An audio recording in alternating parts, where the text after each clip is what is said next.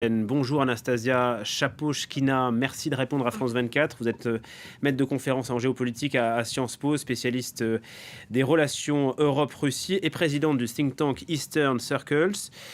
On a du mal à croire encore en 2022 qu'une guerre éclate en Europe. Envahir l'Ukraine finalement, pourquoi faire? C'est quoi le but ultime?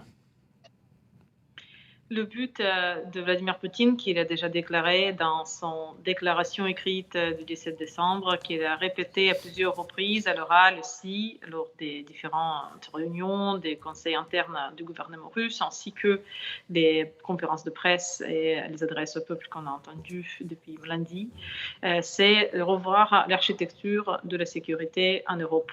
Hmm. L'Ukraine est en train d'être envahie, c'est une étape, mais les demandes russes vers l'OTAN ne se sont pas arrêtées à l'Ukraine et n'étaient même pas centrées sur l'Ukraine du tout.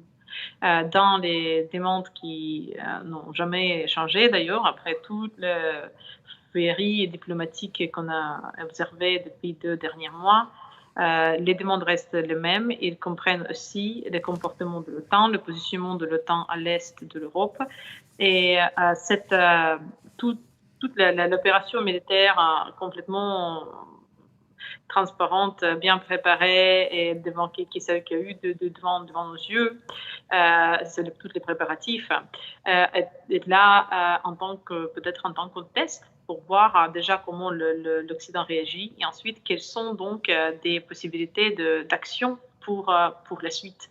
Bien sûr, comme c'était évoqué tout à l'heure, c'est pas que la Russie qui fait ça, qui fait ce test. Le plus important aussi et peut avoir les répercussions, pas seulement au niveau européen, mais au niveau mondial, euh, par l'alliance entre la Russie et la Chine, l'alliance diplomatique aujourd'hui, qui se manifeste aux Nations Unies, qui se manifeste dans les proclamations des leaders chinois et qui aura des conséquences pas seulement pour le Taïwan, mais pour leur révision de l'ordre de la sécurité mondiale. Il y a une menace que la Chine et la Russie fassent alliance, même alliance militaire? Aujourd'hui, l'alliance militaire, on ne sait pas, parce que du coup, les alliances militaires, s'ils sont bien faites, c'est pas forcément toujours public. Mais là, pour l'instant, on n'a bien sûr aucun signe de l'alliance militaire ouverte. Mais on sait que la Chine et la Russie ont fait plusieurs exercices militaires ensemble depuis les derniers quelques ans. C'est fait toujours de manière démonstrative et pour montrer le rapprochement des deux pays. Mais surtout, ce qui est plus important dans le sens de l'alliance, pour moi, c'est l'alliance diplomatique aujourd'hui, à ce jour, qui est certain.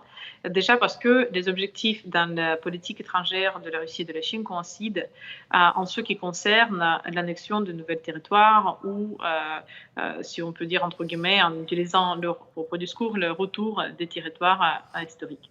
Et là, quand ça commence par le retour des territoires historiques, bien sûr, ça continue par, comme on a entendu parler par Vladimir Poutine, dénazification, c'est-à-dire, voilà, il y aura des personnes ciblées qui vont être Hmm. ciblées et tuées en Ukraine quand le militaire avance maintenant. Et cette couche en Ukraine, c'est une classe de population extrêmement importante parce que la société civile en Ukraine, c'est très, très large. Donc ça, et ensuite, la suite, c'est à voir. Est-ce que si le temps ne répond qu'avec les mots à l'invasion du pays de 42 millions de personnes, est-ce que le temps va vraiment répondre autrement à l'invasion d'un pays de 1 million de personnes, de 3 millions de personnes? Hmm. Parce que selon le discours officiel russe, les États baltes, est-ce qu'ils existent eux aussi? Justement, il pourrait y avoir des répliques pour le reste de l'Europe de l'Est. On voit bien que la Pologne, la Lituanie notamment s'inquiètent, ces anciennes républiques soviétiques, la Moldavie aussi avec la Transnistrie qui est un conflit gelé depuis des années. Oui, donc la Moldavie et la Géorgie, bien sûr, sont les 2 pays à surveiller de près dans les médias parce que déjà, dans les troupes, la Moldavie est vraiment dans le cercle immédiat et même déjà il y a des troupes russes qui sont stationnées en permanence en Transnistrie depuis des années et qui peut donc être aussi faire sujet à la continuation de cette opération militaire, si on utilise les mots de Vladimir Poutine, et ensuite la Géorgie peut-être aussi, parce que du coup, c'était aujourd'hui, on observe exactement les mêmes méthodes qui ont été utilisées en Géorgie en 2008.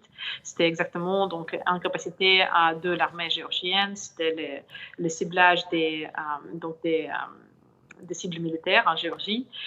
Et ensuite, par contre, en Géorgie, les troupes russes se sont arrêtées juste devant Tbilissi, on peut dire comme ça. Mais en Kiev, en Ukraine, c'est pas forcément sera leur scénario, parce que selon toutes les conversations publiques, on entend le mot dénazification, on entend donc le mot de agression contre la population qui est considérée anti-russe. Et en Ukraine aujourd'hui, vu de l'opinion publique, ça peut cibler une vaste majorité de la population. L'Europe s'inquiète aussi pour un autre pays, la Bosnie, avec des visées sécessionnistes de la part de l'entité serbe, qui semble être soutenue aussi par Moscou. Je ne saurais pas répondre aujourd'hui à cette. Vous voulez dire historiquement ou aujourd'hui? Aujourd'hui, il y a des ambitions sécessionnistes en Bosnie. Aujourd'hui, je ne saurais pas répondre à cette question. Merci, d'accord. Peut-être un mot sur les Occidentaux. On voit bien qu'ils sont impuissants, à part des grandes déclarations, à part les sanctions, ces menaces sur l'économie russe. D'abord, est-ce que vous pensez que les Occidentaux ont eu tort de ne pas bouger en 2014 quand la Russie a annexé la Crimée? Et si oui, ils auraient pu faire quoi? Déjà, donc, toutes les Occidentaux en vue de l'histoire aujourd'hui, donc c'est facile à dire, ils devaient bouger.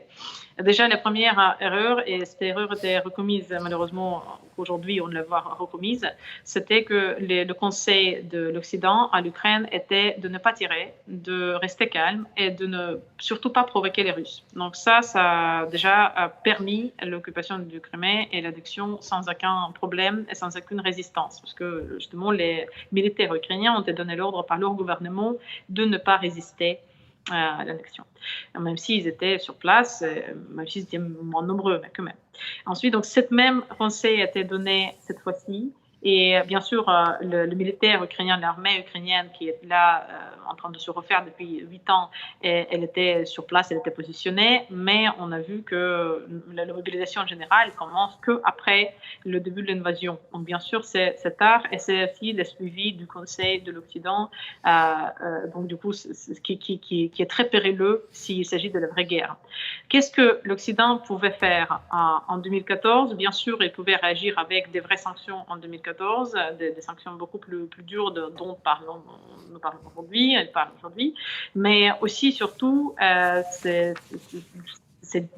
surtout là c'est une chose, mais aujourd'hui surtout, on a on a ce que semble être un replay un peu ce qu'on a vu quand même en Allemagne. Et en Allemagne, après la Deuxième Guerre mondiale, dans le face à face pendant la guerre froide entre l'Occident et l'Union soviétique, ce qui était fait, c'est à un certain endroit, les troupes américaines, les troupes occidentales ont été stationnées. C'est Checkpoint Charlie, c'est très fameux comme endroit.